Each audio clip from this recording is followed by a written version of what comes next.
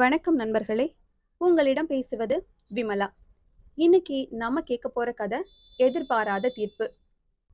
இது வரைக்கும் இந்த சேனலை நீங்க சப்ஸ்கிரைப் பண்ணல அப்படின்னா மறக்காம சப்ஸ்கிரைப் பண்ணுங்க. பக்கத்துல இருக்கிற பெல் ஐக்கானையும் கிளிக் பண்ணுங்க. வாங்க கதைக்குள்ள போகலாம். நண்பர்கள் இருவர் கோவிலுக்கு சென்று கொண்டிருந்தனர். போகும் வழியில் ஒரு அழகிய விலை மாது எதிர்பட்டாள்.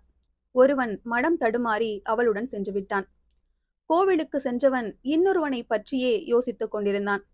தானும் அவனுடன் சென்று இருக்கலாமோ என அவன் மனம் அலைபாய்ந்து கொண்டிருந்தது. விலை மாதுவுடன் சென்றவனோ தன் தாழ்ந்த செயலை எண்ணி வருந்திக் கொண்டிருந்தான். கோவிலுக்கு செல்லாமல் பாவம் செய்துவிட்டதாக அவன் மனம் அவனை அரித்தது.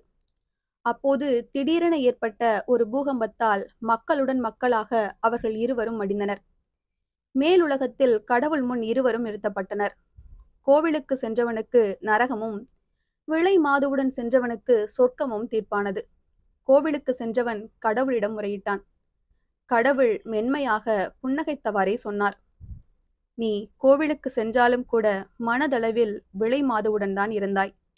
அவன் விலை மாதுவுடன் இருந்த போதிலும் மனதளவில் கோவிலில் இருந்தான்.